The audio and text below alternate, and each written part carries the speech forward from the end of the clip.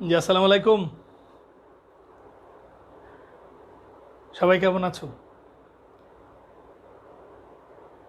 আমার কথা কি শোনা যাচ্ছে? বা আমাদের গত ক্লাসে আমরা ক্লাসগুলো নিয়েছিলাম, ক্লাসের প্রথম দিকে বেশ কিছু সাউন্ডের সমস্যা ছিল। তো আমি দেখে নিতে চাই যে তোমরা শুনতে পাচ্ছ কি না।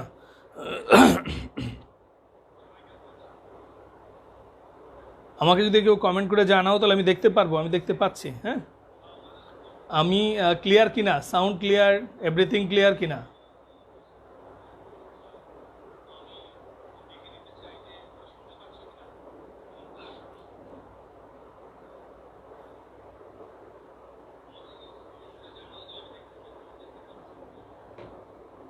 শোনা যাচ্ছে?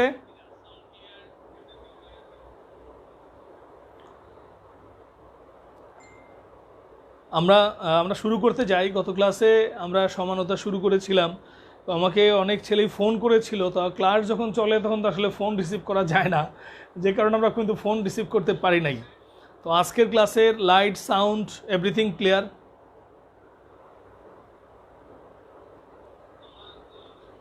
আমরা যাব, ক্লাসে যাব, মাই ডিয়ার স্টুডেন্ট।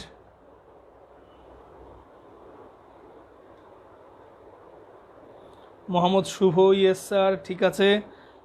আচ্ছা, তানজিল হাসান, শাওন, রিফাত, তামান্না, আলী ইস্তাক, শারিয়া, আচ্ছা, Tamim, Tajnib, everything is clear. আচ্ছা, গতকালের ক্লাসের যে বোর্ড ছিল একটুখানি দেখো তো, আমি বোর্ডটা সরে যাচ্ছি, তোমরা দেখতে পাও কি না একটু ক্লোজ করো তো।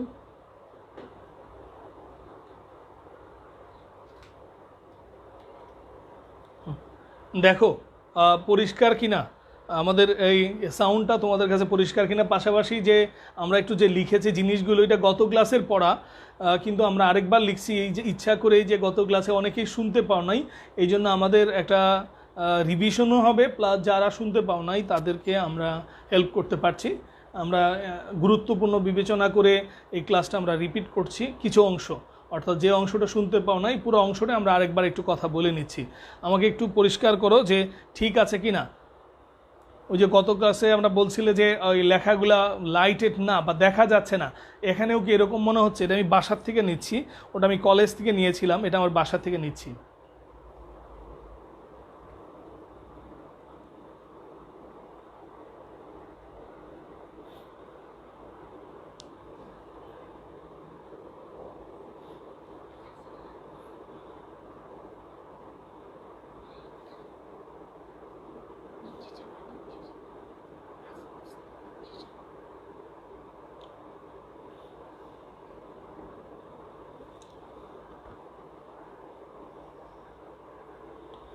আচ্ছা, ঠিক আছে, আমরা যাই তাহলে,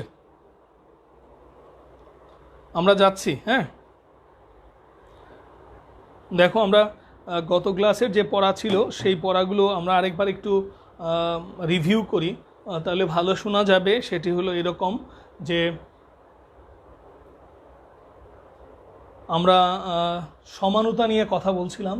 আমাদের দেখো আমরা জিনিসগুলো লিখেছি, আসলে টপিক্সটা হচ্ছে সমানতা, বাট আজকের ক্লাসে আমরা পড়াবো স্টেরিও সমানু। কিন্তু স্টেরিও সমানতা যাওয়ার আগে আমরা কথা বলেছিলাম লাস্ট ক্লাসে গাঠনিক সমানতা নিয়ে। গাঠনিক সমানতা, তো সমানতা কাকে বলে? আণবিক সংকেত এক, সে গাঠনিক সংকেতের ভিন্নতার কারণে বা ত্রিমাত্রিক বিন্যাসের ভিন্নতার কারণে তাদের মধ্যে ভৌত বা রাসায়নিক ধর্মে যদি দুই একটি পার্থক্য লক্ষ্য করা যায়, তাহলে তারা হচ্ছে পরস্পরের সমাণু। আর এই সমাণু প্রদর্শনের যে ধর্ম, সেটার নাম হচ্ছে সমানতা। তোমরা জানো এক নজরে সমানতার একটা শ্রেণীবিভাগ আমরা দেখিয়েছিলাম। সমানতা প্রধানত দুই ধরনের, আমরা বলছি একটা হচ্ছে গাঠনিক সমানতা, আর একটা হচ্ছে স্টেরিও সমানতা। ঠিক যদি মনে থাকে গত ক্লাস আমরা, এটা হচ্ছে গাঠনিক সমানতা আর এটা হচ্ছে স্টেরিও সমানতা, এটা নিয়ে আমরা আলোচনা করেছি। এই গাঠনিক সমানতা হচ্ছে 5 প্রকার। একটা হচ্ছে চেইন সমানতা, অবস্থান সমানতা, কার্যকরীমূলক সমানতা, ম্যাটামারিজম, টটোমারিজম। কি বললাম আমরা? চেইন, অবস্থান, কার্যকরীমূলক, ম্যাটামারিজম, টটোমারিজম। তাহলে দাঁড়াচ্ছে হচ্ছে যে গাঠনিক সমানতা কত প্রকার? 5 প্রকার। তাহলে গাঠনিক সমানতা হচ্ছে 5 প্রকার। তার 1 নম্বর হচ্ছে চেইন, 2 নম্বর হচ্ছে অবস্থান, 3 নম্বর হচ্ছে কার্যকরীমূলক, 4 নম্বর হচ্ছে ম্যাটামারিজম, আর 5 নাম্বার হচ্ছে টটোমারিজম। আমি যদি প্রত্যেকটা সংজ্ঞা আরেকবার একটু বলে দিতে চাই, আরেকবার একটু মনে রাখার জন্য আরেকবার যদি একটু আমরা চেষ্টা করি যে আমরা যদি আর একটু দেখি চেইন সমানতা কাকে বলে। তোমরা ইতিমধ্যেই অনেকে বই পড়েছো বা ক্লাস করেছো, সেক্ষেত্রে আমরা যদি চেইন সমানতার সংজ্ঞাটা একটু বলি যে চেইন বা শিকলের ভিন্নতার কারণে যে সমানতার উদ্ভব হয়, চেইন বা শিকল এর ভিন্নতার কারণে যে সমানতার উদ্ভব হয় তাকে বলা হয় চেইন সমানতা। খেয়াল করে দেখো C4H10 একটি যৌগের সংকেত আমি লিখেছি C4H10, এটা অ্যালকেনের সংকেত তোমরা বুঝবে CnH2SN+2, এই যে কার্বনের সংখ্যা যা হাইড্রোজেনের সংখ্যা দ্বিগুণের চেয়ে 2 বেশি, এই জন্য অ্যালকেন। এইবার এটাকে যদি তুমি সরলভাবে লেখো, মানে একদম প্লেন ওয়েতে লেখো, তাহলে লিখতে হবে সেটা বিউটেন। এইবার যে কোনো একটা কার্বনকে যদি তুমি সরিয়ে দাও তাহলে সেই ক্ষেত্রে যে যৌগটি হবে, এখানে 3 কার্বন একটা 4 কার্বন, 1 2 3 4, অর্থাৎ টোটাল কার্বন সংখ্যা কিন্তু 4ই থাকছে, হাইড্রোজেন সংখ্যা 10ই থাকছে, অথচ এই যৌগটির নাম বিউটেন, এই যৌগটির নাম 2 মিথাইল প্রোপেন। এরা হচ্ছে পরস্পরের চেইন সমাণু। ঠিক আছে, এরা হচ্ছে পরস্পরের চেইন সমাণু।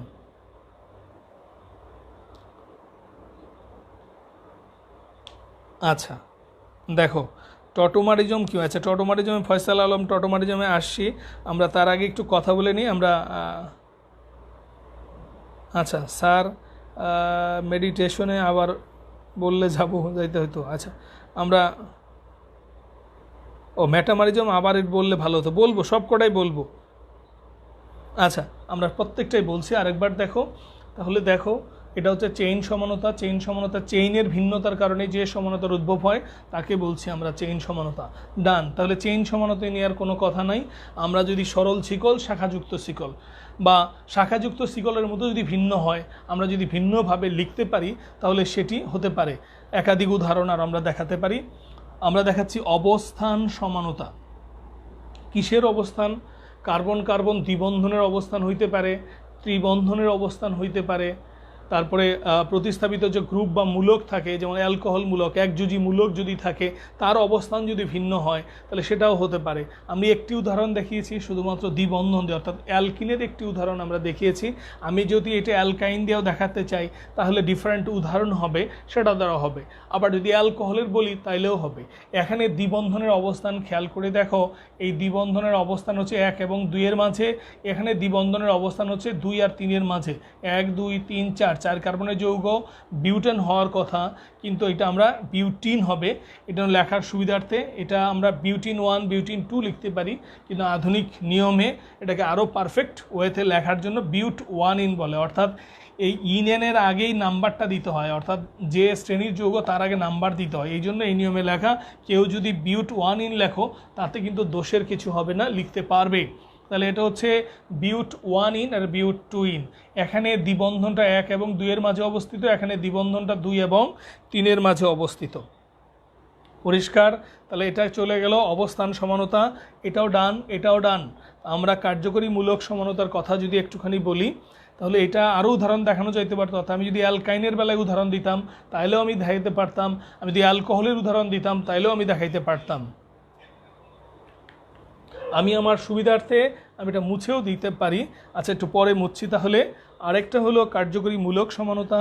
কার্যকরী মূলক সমানতার কনসেপ্টটা দেখো যে অবশ্যই সব ক্ষেত্রে কিন্তু আণবিক সংকেত সেম হবে। এটার আণবিক সংকেত আগেরটার বেলায় তো আছে, আণবিক সংকেত সেম, কিন্তু ভিন্ন কার্যকরী মূলক বিশিষ্ট যদি হয় তাদের জন্য যে সমানতার উদ্ভব হয়েছে, খেয়াল করবে এখানে এ একটা কার্বন, 2টা কার্বন, 3 2 5 আর 6টা হাইড্রোজেন, একটা অক্সিজেন। আমি যদি এভাবে লিখি তাহলে যৌগটির নাম ইথানল, আর যদি এভাবে লিখি তাহলে যৌগটির নাম মিথেন। অর্থাৎ এটা হচ্ছে অ্যালকোহল, এটা হচ্ছে ইথার। তাহলে দেখো একই আণবিক সংকেত অথচ একটি অ্যালকোহল একটি ইথার, এবং অ্যালকোহল আর ইথার যদি হয় তাহলে অবশ্যই দুইটি যৌগের ধর্ম এবং বৈশিষ্ট্য আলাদা হবে। আমরা বলছি আণবিক সংকেত এক, কিন্তু গাঠনিক সংকেতের ভিন্নতার কারণে তাদের মধ্যে যদি কমপক্ষে ভৌত বা রাসায়নিক ধর্মে যদি একটা পার্থক্য হয় তাহলে সেটাই সমানু হবে। তাহলে এরা পরস্পরের সমানু। এবং কি ধরনের সমানতা?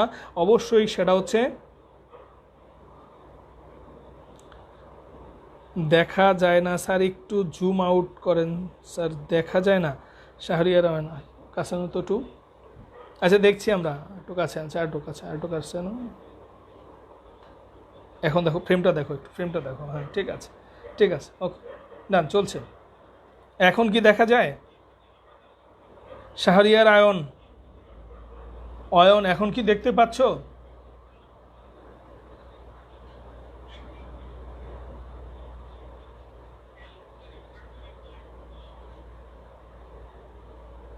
আচ্ছা, তাহলে আমরা যাই কার্যকরী মূলক সমানুতা।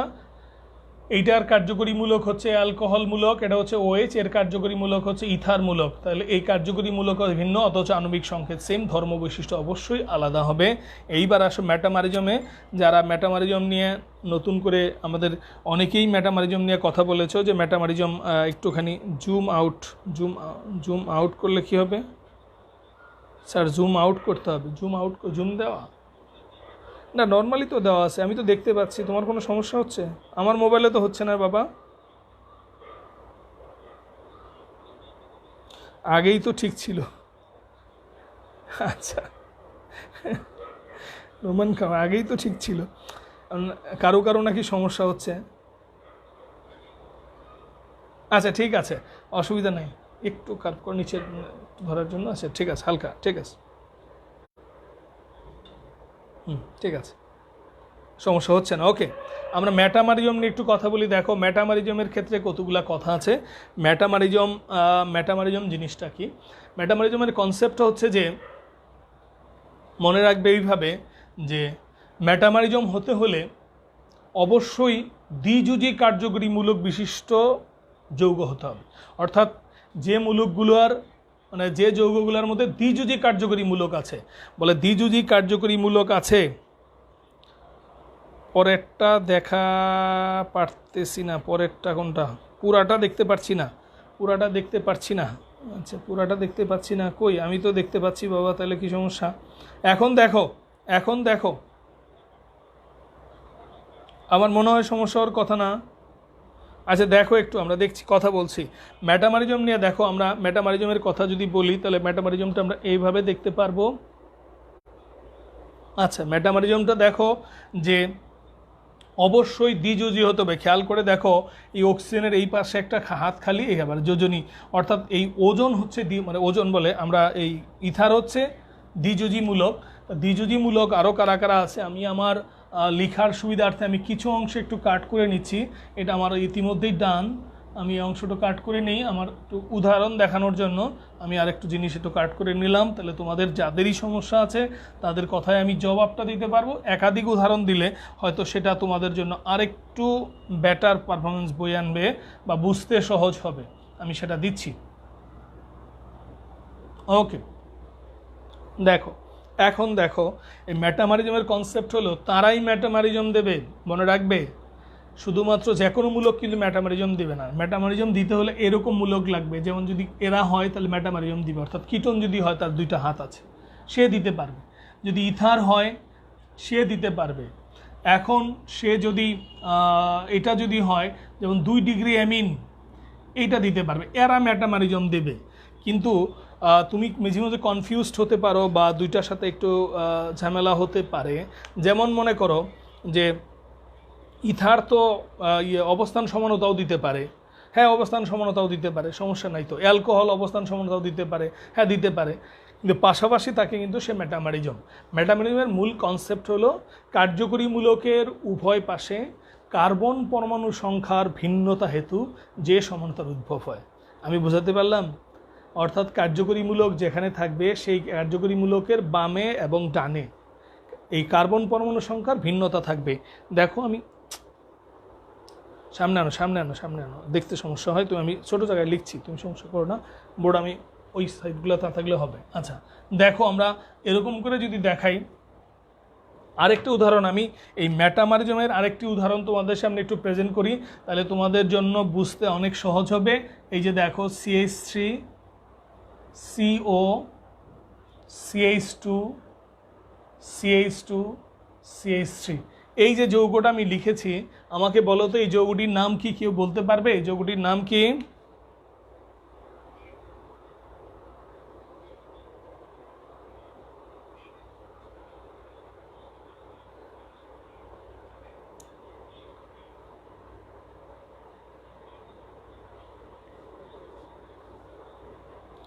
যৌগটার নাম বলা যাবে?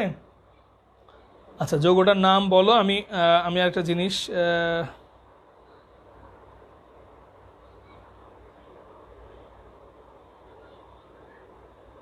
কার্বাস, আচ্ছা ঠিক আছে। দেখো এইটা যদি আমি লিখি, মেটামরিজম কনসেপ্টে যদি লিখি, দেখো এই যে কার্যকরীমূলক, তার বাম পাশে কয়টা কার্বন? 1। এই ডান পাশে কয়টা কার্বন? 3, তাই তো? এই পাশে 1, এই পাশে 3।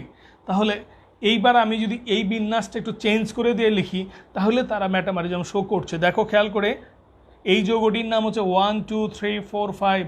যৌগটির নাম ছিল, মাদার হাইড্রোকার্বন ছিল পেন্টেন, সেখান থেকে পেন্টানোন, এই নোন মূলকটা 2-এ পেন্টানোন 2। আর আমি যদি এইভাবে লিখি, যৌগটার নাম দাঁড়াবে,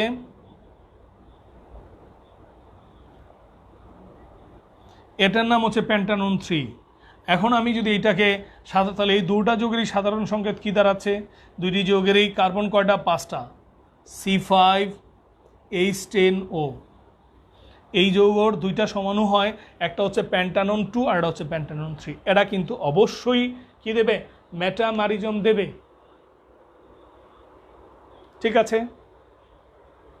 মাই ডিয়ার স্টুডেন্ট? ঠিক আছে, তাহলে দেখো এই যৌগটির যদি আমি মেটামারিজম লিখতে বলে, তাহলে তার দুইটি সমাণু হবে। আমি যদি বাংলাটা লিখে দেই, তাহলে দাঁড়াচ্ছে এটা হচ্ছে পেন্টানোন 2। আর যদি এটা লিখি, তাহলে তারা দাঁড়াচ্ছে পেন্টানোন 3। তাহলে এরাও কিন্তু মেটামারিজমের মধ্যে পড়বে। আমি কি তোমাদেরকে পরিষ্কার করতে পারছি যে মেটামারিজম হচ্ছে যেখানে কার্যকরী মূলকটা থাকবে, সেই কার্যকরী মূলকের বাম পাশে এবং ডান পাশে, যেমন এখানে বাম পাশে একটা, ডান পাশে 3টে। এখানেও যদি দেখো ইন সিমিলার কেস, এই যৌগের ক্ষেত্রে দেখো এখানে কয়টা কার্বন বলো? অবশ্যই একটা। এখানে কয়টি কার্বন বলো তো? 3টা। অথচ দেখো এই সেকেন্ড যেটা সমাণু হয়েছে, সেখানে কার্বন সংখ্যা কত? 2। এখানে যেটা কার্বন সংখ্যা, সেখানে কত? 2। তার মানে বোঝাচ্ছি আমরা, এটা হলো কার্যকরীমূলক। কার্যকরীমূলকের উভয় পাশে কার্বন পরমাণু সংখ্যার ভিন্নতা হেতু যে সমানতার উদ্ভব হয়, সেটার নাম হচ্ছে মেটামারিজম। আমি কি বুঝাইতে পারছি? তা মেটামারিজম আমি যদি বলা হয় যে তুমি যদি চিন্তা করো যে অ্যালকোহল কি মেটামারিজম দেবে? অ্যালকোহলের কার্যকরী মূলক হচ্ছে ওইস, তার মূলক একযোজি না? দেবে না। যে সমস্ত মূলকগুলো একযোজি, তারা কিন্তু মেটামারিজম দিবে না। পাশাপাশি আরেকটা জিনিস তোমাদের মাথায় একটু থাকতে হবে, সেটি হচ্ছে এরকম যে একই সমানতা, মানে তোমাকে সমানতা দেখানোর পরে একই যৌগ ভিন্ন ভিন্ন সমানতাও কিন্তু দিতে পারে। অর্থাৎ যেটা অবস্থান দেখাবে সেটা কিন্তু মেটামারিজমও হতে পারে। সব অবস্থানই মেটামারিজম হবে না, কিন্তু সব মেটামারিজম অবস্থান, এইভাবে বলা যায়। অর্থাৎ যত মেটামারিজম তুমি লিখবে সবই কিন্তু অবস্থান, অর্থাৎ কার্যকরী মূলকের ভিন্নতা, এক জায়গা থেকে আরেক জায়গায় চেঞ্জ করছো, সুতরাং ওটা অবস্থান সমানতার মধ্যে পড়বে। কিন্তু মেটামারিজম অল্প কিছুর মধ্যে পড়বে। যেমন অ্যালকোহলের অবস্থান হয়, কিন্তু অ্যালকোহলের কিন্তু মেটামারিজম হয় না। তাহলে আমরা যাচ্ছি পরেরটায় যাই, নাও নেক্সট আমাদের শেষেরটায় আমরা যাচ্ছি, তাহলে আমাদের জন্য সহজ হবে। এইবার আমরা শেষেরটাই টটোমারিজম। দেখো এইটা অনেকেই আমাকে প্রশ্ন করেছো, আমি টটোমারিজম নিয়ে ভালো কিছু কথা বলতে চাই। টটোমারিজম নিয়ে আমরা ভালো কিছু কথা বলতে চাই। দেখো টটোমার জিনিসটা কি? টটোমারিজমের বেলায় বলছে যে ভিন্ন সমগোত্রীয় শ্রেণীর দুইটা যৌগ যদি সমাণু হয় এবং সেই সমাণুগুলো যদি স্বতঃস্ফূর্তভাবে এক জায়গা থেকে আরেক জায়গায়, অর্থাৎ এক যৌগ থেকে আরেক যৌগে যদি চেঞ্জ হয়, তাহলে যে সমানতার উদ্ভব হবে এবং তাদের মধ্যে একটি সাম্যাবস্থা বিরাজ করবে। ঠিক আছে, যেমন আমি এখানে যে উদাহরণটা ব্যবহার করেছি সেটা হলো প্রোপানন। এই প্রোপানন তুমি যদি রেখে দাও, তাহলে প্রোপানন অটোমেটিক্যালি, আমি এটা বড় করে লিখছি, নিচে যারা দেখতে পাচ্ছ না, আমি তোমাদের বোঝার সুবিধার্থে আমি আরেকবার এই যৌগটায় আরেকবার লিখছি।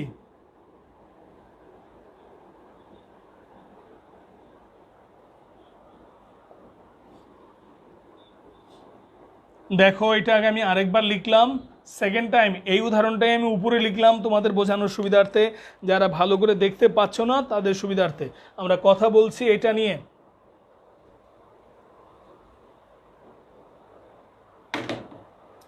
এইবার দেখো এই যৌগটির নাম আমি একটু যদি বলতে চাই, তোমাদের কাছে যদি জানতে চাই এই যৌগটির নাম কি, অবশ্যই তুমি নাম বলবে প্রোপানন।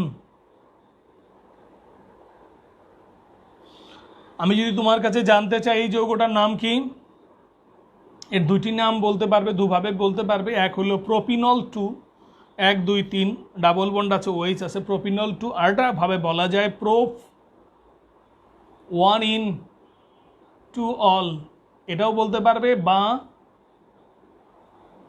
প্রোপিনল 2 এটাও বলতে পারবে, কোনো সমস্যা নাই। এই গঠনটাকে বলা হয় কিটু গঠন।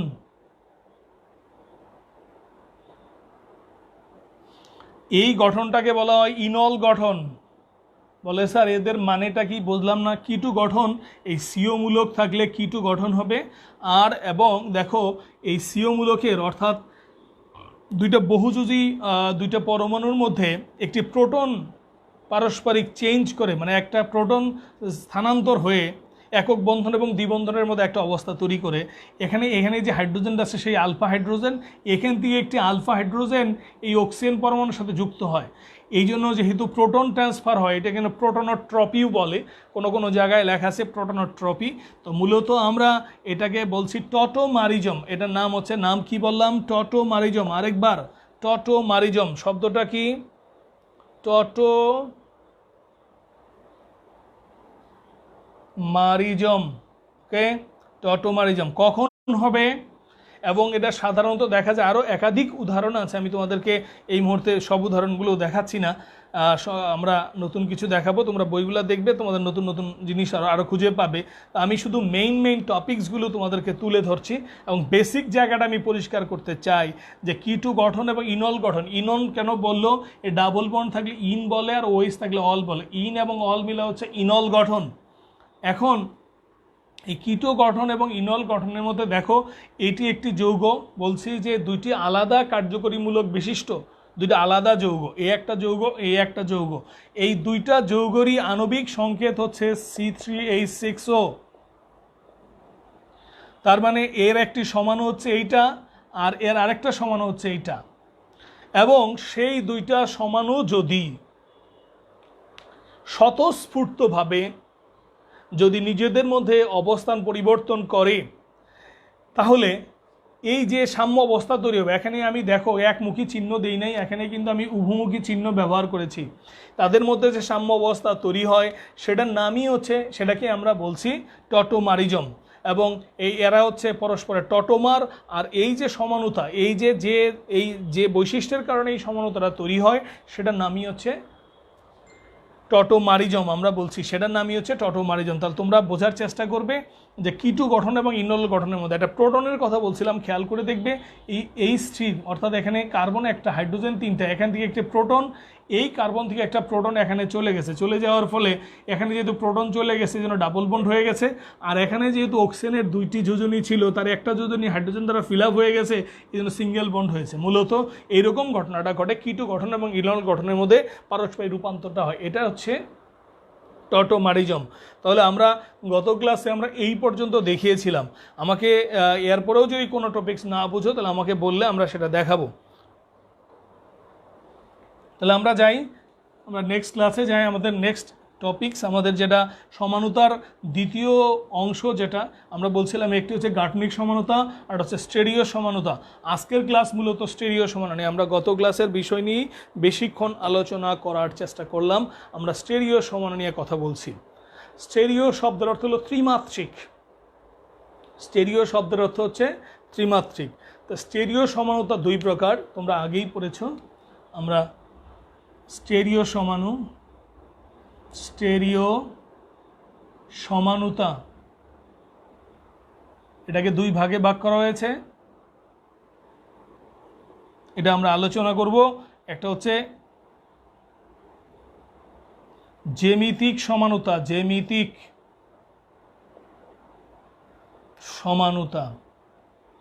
আর এটা হচ্ছে আলোক সমানুতা।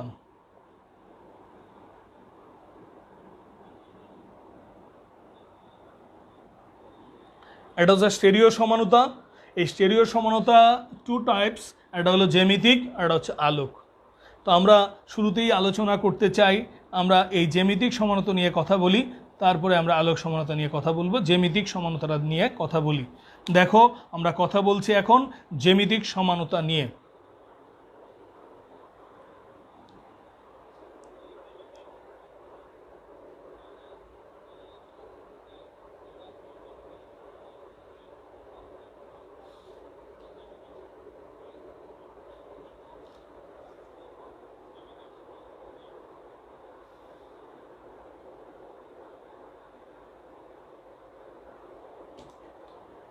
দেখো জ্যামিতিক সমানতা নিয়ে কথা বলি আমরা।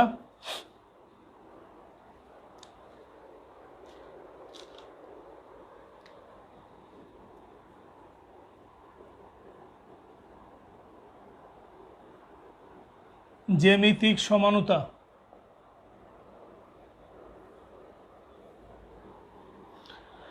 পুরা সংজ্ঞাটা একবার বলি।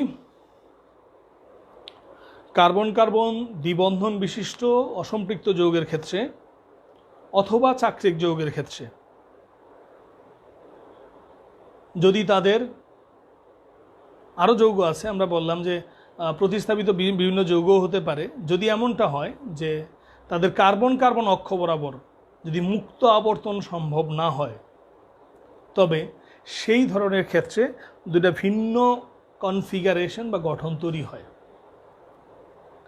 সেই যে গঠন দুটি তৈরি হয় তাদেরকে বলছে পরস্পরের জ্যামিতিক সমাণু। সেই এই যে বৈশিষ্ট্যের কারণে এটা তৈরি হয় সেটার নামই হচ্ছে জ্যামিতিক সমানতা। জ্যামিতিক সমানতার মধ্যে দুইটা সমাণু আমরা পাবো, একটি হচ্ছে সিস সমাণু আর হচ্ছে ট্রান্স সমাণু। আমি আগে উদাহরণটা দেখাই, তারপরে তোমাদের সংজ্ঞাটা না হয় আরেকবার যাব। সেই উদাহরণ বই থেকেও সংজ্ঞাটা বলছে, আমরা আমাদের মতো করে সংজ্ঞাটা বোঝানোর চেষ্টা করছি।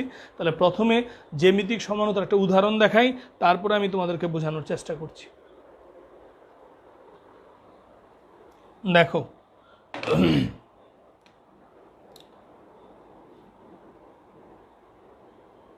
C4H8 নিশ্চিতভাবেই বলা যাচ্ছে যৌগটা একটা অ্যালকিন, কার্বন এবং হাইড্রোজেন অনুপাত দ্বিগুণ অ্যালকিন। এখন আমি এটাকে যদি এইভাবে লিখি, দেখো আমি একটা যৌগ লেখার চেষ্টা করছি।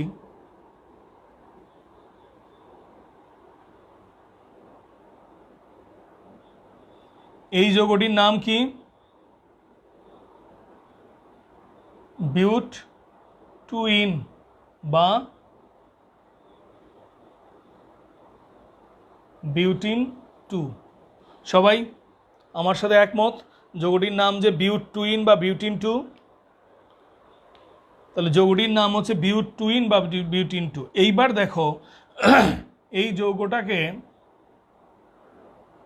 আমি যদি আমার মতো করে লিখি, আমি যদি এই যৌগটাকে আমার মতো করে লিখি, সরি, কিভাবে লিখব? যদি এইভাবে লিখি, দেখো এটা যদি এইভাবে লেখা হয়, CH3 এই কার্বন এই হাইড্রোজেন, এই যে CH3 এই যে C এই যে H, এই যে মাঝখানে দ্বিবন্ধন, এ একটা কার্বন এ একটা হাইড্রোজেন, এইটি একটি সমাণু। আর একটি সমাণু হচ্ছে এটা,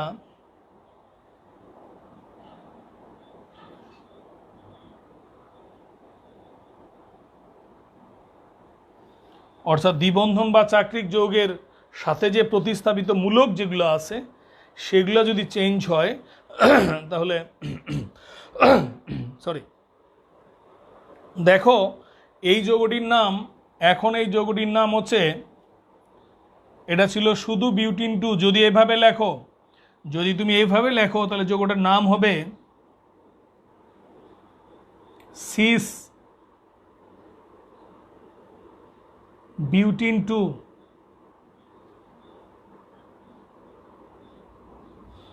এইটার নাম হবে ট্রান্স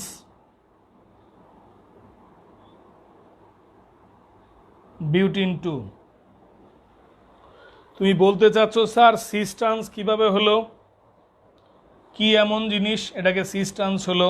দেখো কথাগুলো বলছি, আমরা বলছি যদি কার্বন কার্বন দ্বিবন্ধন বা চাক্রিক যৌগ বা অন্য কোনো যৌগের মধ্যে যদি তাদের কার্বন কার্বন অক্ষ বরাবর মুক্ত আবর্তন সম্ভব না হয়, মানেটা কি? মানেটা হলো এই যে কার্বন কার্বন দ্বিবন্ধন, এটাকে যদি টুইস্ট না করানো যায়, বলে স্যার টুইস্ট করেন, আপনি না করছে কে? না, আমারে কেউ না করে নাই। তো এটা টুইস্ট করা যাবে না কেন? টুইস্ট করা যাবে না বা মোস্টানো যাবে না, বা ইচ্ছা করলে আমি, বলে স্যার এখানে আমি যেরকম লেখার সময় আমি যখন লিখছি এইভাবে লিখছি, তাই তো? তখন আমি আমার মতো করে লিখছি, বাট আমি যখন এটি এই গঠনে লিখব তখন এই গঠন এবং এই গঠন পুরোপুরি আলাদা। বলে কেন আলাদা স্যার, একটু ব্যাখ্যা করে বলেন। দেখো, তুমি যদি গ্রামের বাড়িতে ওই খাল চিনত, নালা চিনত, তার উপরে বাঁশের দেওয়া থাকে, বাঁশ দেওয়া থাকে, হেঁটে যেতে হয়, সাঁকু বলে। তো সেই বাঁশটা যদি এক বাঁশের হয় তাহলে সেই বাঁশটা একটু আঁকা বাঁকা থাকলে মোচড় দেয়। কিন্তু যদি তুমি সেই বাঁশটা দুই বাঁশের থাকে, মাঝখানে যদি প্যারাক দিয়ে আটকানো থাকে, তখন কিন্তু বাঁশ মুভ করে না। তো এখানেও তাই, এখানে সিগমা বন্ধন যদি থাকতো, শুধু একটা বন্ধন থাকতো, তাহলে কিন্তু ইচ্ছা করলেই তুমি এই মিথাইল মূলক উপরে লেখছো, নিচে লিখতে পারতা, হাইড্রোজেন নিচে লিখতে উপরে লিখতে পারতা, তাতে নতুন কোনো কিছুই হতো না। যখন সিগমা বন্ধনে থাকে তখন প্রতিস্থাপিত মূলক উপরে কিংবা নিচে লিখলে নতুন কোনো গঠন তৈরি হয় না। কিন্তু যদি এখানে থাকে, এখানে যদি কার্বন কার্বন দ্বিবন্ধন থাকে, তাহলে টুইস্ট করা যায় না। টুইস্ট যদি না করা যায় তাহলে এটি একটি গঠন, এটি আরেকটি গঠন। বলে স্যার কেন ভিন্ন গঠন, আর একটু বলেন। দেখো, আমি যদি এই ফর্মটাকে কাট দিয়ে বানাই, এটাকে যদি আমি কাট দিয়ে বানাই যে এটা সলিড একটা অংশ, তার মাথায় একটা মিথাইল, এই মাথায় একটা মিথাইল, এটাও সলিড, সে এখানে একটা হাইড্রোজেন, এখানে হাইড্রোজেন। আমাকে বলো তো, আমি যদি এটা উল্টাই, আমি যদি এটা উল্টে দেই, তাহলে দুটো হাইড্রোজেন উপরে যাবে না, দুটো হাইড্রোজেন নিচে আসবে না। যদি এটা সলিড হয়, এই হাইড্রোজেন উল্টায় দেব, তাহলে কি হবে? ওই হাইড্রোজেন দুটো ওই পাশে যাবে, মিথাইলটা নিচে নামবে। এমন কি হবে, আমি যদি এটা উল্টাই, শুধুমাত্র এইটা উল্টে যাবে, এখানে তো সলিড। এই জন্য বলছে কার্বন কার্বন অক্ষ বরাবর যদি মুক্ত আবর্তন সম্ভব না হয়, এই জন্য এটা বলছে। এখানে দেখো, এইটার থেকে এটা গঠন আলাদা কেন? এইটা তো সলিড, এটা তো ফিক্সড। এখন আমি যদি এইটা উল্টাই, উল্টা করে লিখি, তাহলে এই হাইড্রোজেনটা উপরে যাবে, শুধু এইটাই যাবে না, এই হাইড্রোজেন উপরে যাবে, এই মিথাইলটা উপরে যাবে। আমি কি বুঝাইতে পারলাম? যে বলে স্যার ওটা তো বুঝলাম, তাহলে এটাকে সিস কেন বললেন, এটাকে ট্রান্স কেন বললেন? এটাকে সিস কেন বললাম, এটাকে ট্রান্স কেন বললাম, তার উত্তরও দিচ্ছি। সেটা হলো, দ্বিবন্ধন বা চাক্রিক যৌগের একই পাশে একই মূলক থাকলে সেটা হচ্ছে সিস গঠন। দেখো, দ্বিবন্ধনের উপরে মিথাইল, উপরে মিথাইল, অথবা নিচে হাইড্রোজেন, নিচে হাইড্রোজেন, অর্থাৎ দুটো মূলক যদি একই পাশে থাকে, এখানে যেটা আছে এখানেও যদি সেটা থাকে, বা এখানে যেটা আছে সেটা যদি এখানেও থাকে, তাহলে সেটা হচ্ছে সিস গঠন। তবে একটা কথা আমরা বলে দিই, আমরা উদাহরণে এখনই আসবে, সেটি হচ্ছে যে এই যে উপরেও মিল নিচেও মিল এমনটা নাও হতে পারে। আমি আরেকটু উদাহরণ দেখাই। দেখো, তাহলে এর দুটো মিথাইল উপরে, দুটো হাইড্রোজেন নিচে, যদি একই জাতীয় মূলক সমূহ দ্বিবন্ধন বা চাক্রিক যৌগের একই পাশে থাকে, সেটা হচ্ছে সিস।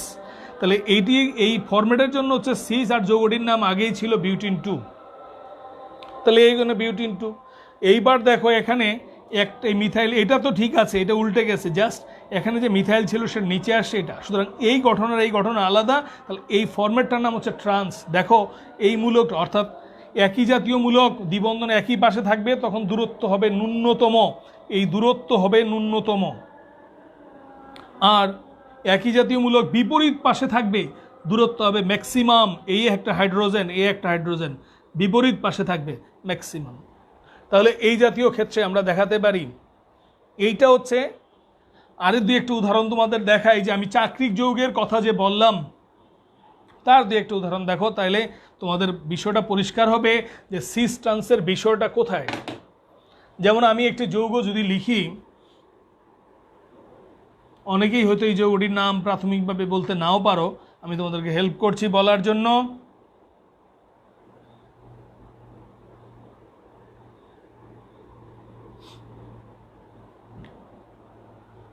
দেখো, এটি একটি চাক্রিক যৌগ, একটু কারিশমা করে লিখছি। বলে কারিশমা হচ্ছে যে আমি এখানে হাইড্রোজেনগুলো বের করে দিয়ে লিখছি, আমি বের করে না দিয়ে লিখলেও পারতাম, অর্থাৎ এইভাবে যদি লিখতাম তাহলে তোমার বুঝতে সহজ হতো। সেটা কেমন? সিএইচ সিএইচ সিএইচ এই, এখানে একটা CH3 আছে, এখানে একটা CH3 আছে। এই যৌগটাই যৌগ, বাট আমরা বোঝার সুবিধার্থে আমরা একটু মানে একটু গাঠনিক আকারে লেখার চেষ্টা করছি। এই দুইটা হাইড্রোজেনকে দেখাইছি। এখন দেখো এই যে গঠন, এই গঠনটার একটা বিপরীত গঠন আছে। এই গঠনটার একটা বিপরীত গঠন আছে। বিপরীত গঠনটা হলো এই দেখো, এখানে মিথাইল উপরে, মিথাইল উপরে, দূরত্ব ন্যূনতম, হাইড্রোজেন নিচে, হাইড্রোজেন নিচে, দূরত্ব ন্যূনতম। এটা উল্টে দাও, এই মিথাইলটা এখানে আনো, এটা এখানে আনো, তাহলে ট্রান্স গঠনের মধ্যে পড়ে যাবে। তার আগে একটু বলবা ভালো যে যৌগটার নাম কি?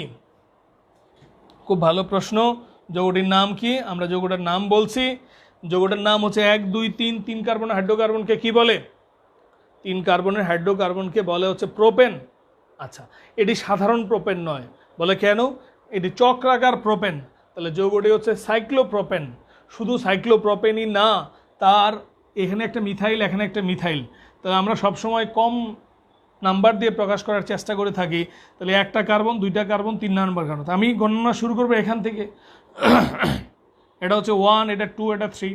তাহলে 1,2 ডাইমিথাইল সাইক্লোপ্রোপেন। যৌগটার নাম ছিল 1,2 ডাইমিথাইল সাইক্লোপ্রোপেন। বাট এইভাবে লেখার পরে যৌগটির নাম এখন তার সামনে একটা সিস চলে আসবে, সিস 1,2 ডাইমিথাইল সাইক্লোপ্রোপেন। আর আমি আরেকটা লিখি, তাহলে ট্রান্সটা বোঝা যাবে।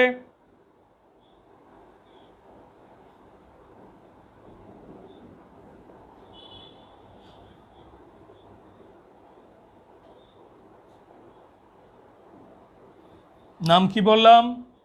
সিস 1,2 ডাইমিথাইল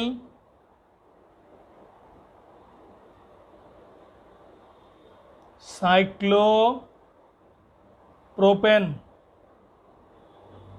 শুনতে পাচ্ছ সবাই? Cis 1,2 dimethyl cyclopropane. Sir cis বললেন কেন?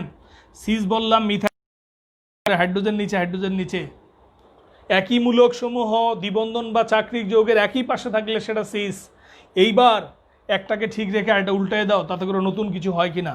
নতুন কিছু যে হলো এটা কীভাবে বুঝলাম? দেখো, আমি যদি এই অক্ষ বরাবর বা এই অক্ষ বরাবর টুইস্ট করার চেষ্টা করি, তাহলে কি সম্ভব সেটা?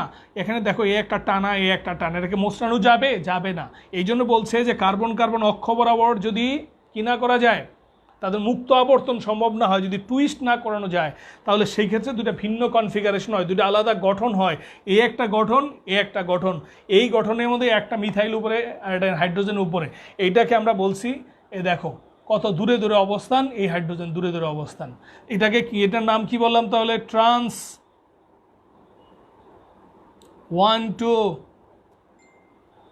1,2 ডাইমিথাইল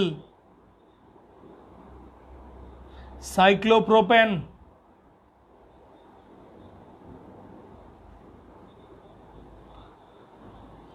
ট্রান্স 1,2 ডাইমিথাইল সাইক্লোপ্রোপেন। তাহলে বোঝা গেল।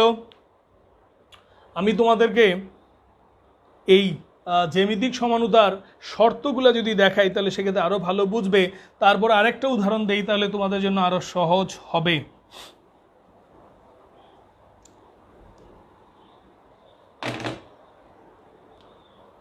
যেমন এই উদাহরণটা যদি দেই, শর্তগুলো দেখাই উদাহরণটা দিলেও ভালো হতো। আরেকটা উদাহরণ তাহলে দেই আমরা। 2-chlorobutin-2 একটি যৌগ আমি লিখছি, বাংলায় আমি লিখি 2-chlorobutin-2 এই যৌগটার সংকেত একটু লেখো। তারপরে এই যৌগটাকে আমরা সিস ট্রান্স পর্বে নিয়ে যাব। তাহলে বিউটিন 2 মানে 4 কার্বনের যৌগ। এভরিবডি তোমাদের কাছে পরিষ্কার? আচ্ছা, 2 নম্বর একটা ক্লোরোমূলক আছে, দাও একটা ক্লোরোমূলক। একটা বিউটিন 2, একটা ডাবল বন্ড আছে, দ্বিতীয় কার্বনের এখানে একটা ডাবল বন্ড দাও। এইবার বাকি হাতগুলো, বাকি যোজনীগুলো হাইড্রোজেন দ্বারা ফিল আপ করে দাও। তাহলে যদি তাই হয়, তাহলে এখানে হবে CH3। ওকে, আচ্ছা, তো এখানে কি দাঁড়াচ্ছে? এখানে 1 2 3 তিনটি যোজনী বা ফিল আপ হয়ে আছে, তাহলে একটা হাত লাগবে CH বা যোজনী। এখানে আমার লেখার সুবিধার্থে একটি আছে, তাহলে আর 3টি লাগবে CH3। তাহলে এই যৌগটির নাম হলো 2-chlorobutyne 2। আমি এই যৌগটাকেও সিস ট্রান্সফর্মে দেখাতে পারবো। এই উদাহরণটা দেখানোর আমার একটা উদ্দেশ্য আছে, আমি একটা উদ্দেশ্য নিয়ে এটি দেখিয়েছি। সেটি হলো যে আগের যে 2টা উদাহরণ আমি দেখালাম সেখানে কিন্তু একটা জিনিস, সেটি হচ্ছে যে তাদের উপরেও মিল নিচেও মিল, অর্থাৎ উপরে এবং নিচে 2 জায়গায় আমি সাদৃশ্য খুঁজছিলাম। এখানে এই যৌগটার মধ্যে খেয়াল করবে যে এক জায়গায়, অর্থাৎ তোমাদেরকে বুদ্ধিমত্তার জায়গাটা আমি পরিষ্কার করার চেষ্টা করছি, তুমি যেন ক্লিয়ার হও যে উপরে 2 জায়গায় এবং নিচে 2 জায়গায় মিল না থাকলেও চলবে, যে কোনো এক পাশে যদি সাদৃশ্য থাকে, না থাকে তাহলে ট্রান্স। দেখো এটাকে যদি আমি এইভাবে লিখি, দেখা যায় কিনা এইভাবে, একটু কারিশমা করে লিখি, তাই তো, মানে আমার মতো করে সুন্দর করে।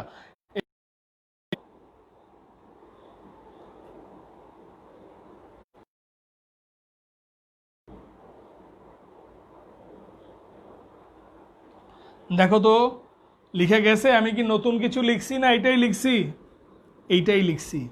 বাট এইটার মধ্যে একটা সাদৃশ্য দেখো, এই মিথাইল উপরে, এই মিথাইল উপরে, তার মানে দূরত্ব হয়েছে ন্যূনতম। বাট এখানে কিন্তু ক্লোরিন, এখানে কিন্তু হাইড্রোজেন, এখানে কিন্তু মিল নাই। সুতরাং 2 জায়গায় মিল থাকা লাগবে এমনটা না, যে কোনো এক জায়গায় মিল থাকলে চলবে, তাই সেটা সিস গঠন হবে। তাহলে এই যৌগটির নাম ছিল 2-chlorobutyne 2, তার সামনে একটা সিস আসবে শুধু, আর বাকি সব ঠিক থাকবে। কিন্তু এইভাবে আসলে সেটাকে আমরা 2-chlorobutyne 2ই বলবো, কিন্তু যদি এইভাবে আসে সেটাকে বলবো আমরা কি বলবো? Cis 2-chlorobutyne 2।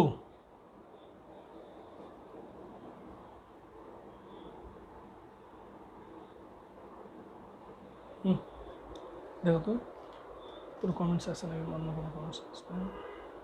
বিউটিন 2 এইটাকে দেখো, এটাকে যদি আমি জাস্ট ট্রান্সফর্মে লিখি তাহলে কিভাবে লেখা যায়? শুধুমাত্র এই মিথাইলটাকে নিচে দাও, হাইড্রোজেনটাকে উপরে দাও, হয়ে যাবে, আর কোনো কাজ নাই। এই Cl, এই হাইড্রোজেনটা উপরে দাও, মিথাইলটা নিচে দাও। তাহলে এই যৌগটার নাম কি? এই যৌগটির নাম 2-chlorobutyne 2, শুধু এখানে সিস, এখানে ট্রান্স, তাহলে এটার নাম হবে trans 2-chlorobutyne 2, cis 2-chlorobutyne 2, trans 2-chlorobutyne 2। Okay, but student clear? আমরা শর্তগুলো যদি সংক্ষেপে দেখাই, এটা তো উদাহরণ দিয়ে দেখালাম। যদি পরীক্ষায় আসে যে জ্যামিতিক সমানতার শর্তগুলো লেখো, সেই ক্ষেত্রে, এবং জ্যামিতিক সমানতা সম্পর্কে আরও কিছু কথা আছে, সিস সমান ও ট্রান্স সমানোর কিছু তুলনা আছে, আমি আগে ওই উদাহরণটা দেখাই, তারপরে সিস ট্রান্স সম্বন্ধে আরও কিছু কথা একটু যদি বলা যায়, আমরা বলার চেষ্টা করছি।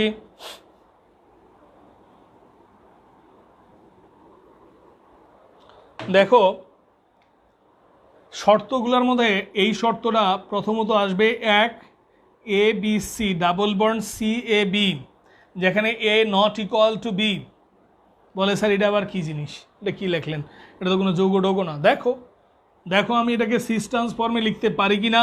এখানে A আর B প্রতিস্থাপিত মূলক, C কিন্তু কার্বন, অর্থাৎ আমি যদি এইভাবে লিখি, দেখো তো হয় না?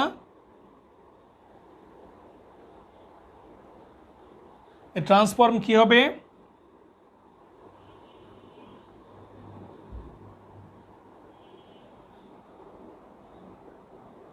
তাহলে দেখো কোনো যৌগ জ্যামিতিক সমানতা দেবে কি না, তোমাকে লজিক দিয়ে ভাবতে হবে, সেই যৌগের মধ্যে দেখবে যে এই গঠনটা আছে কি না, অর্থাৎ এরকম প্রতিস্থাপিত A B, এবং সেটা এরকম হতে হবে, এবং A আর B যদি সেম হয়ে যায় তাহলে কখনো A not equal to B কিন্তু হতে হবে। এটা হলো নাম্বার 1, এটা মনে রাখবা। যার উদাহরণ হচ্ছে বিউটিন 2, যে এইটা CH3 CH double bond CH single bond CH3, এখানে A হচ্ছে মিথাইল, B হচ্ছে হাইড্রোজেন, এখানে A হচ্ছে মিথাইল, B হচ্ছে হাইড্রোজেন। দেখো এইটা, অর্থাৎ এই উদাহরণটা যদি এখানে দাও তাহলে তোমার জন্য আরও পরিষ্কার হবে, তুমি আরও ক্লিয়ার হবে যে আসলে আমি যখন ওই ফরম্যাটে লিখছে স্যার, আমি মাথার মধ্যে একটু প্যাচ লাগছিল, এখন আর লাগবে না। পরিষ্কার?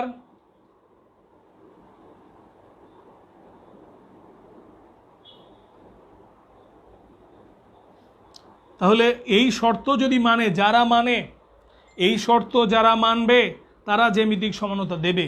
নাম্বার 1 আরেকটা আছে, আরেকটা আরও 2টা আছে, আমরা দেখাচ্ছি। আজকে আমাদের জ্যামিতিক সমানতার মধ্যেই সীমাবদ্ধ থাকবো, আমরা আলোকে আজকে আর যাবো না। আমরা 2-3 মিনিটের মধ্যে আমরা ক্লাসটা শেষ করার চেষ্টা করছি। নাম্বার 2 দেখো, number 2 ABC double bond CAX,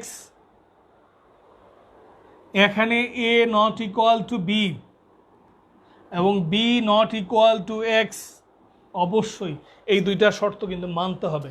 বলে কীরকম দেখো তো, এইটা তো এইমাত্র পড়ে এলাম আমরা, এইটা আমরা পড়ে আসছি 2-chlorobutyne-2 দিয়ে, এই যৌগটা আমরা এইমাত্র আলোচনা করেছি। এটা হচ্ছে X, এটা হচ্ছে A, তাই তো X, ওকে। এটার উদাহরণটা 2-chlorobutyne-2, এইটা একটা। নাম্বার 3 এই যৌগটার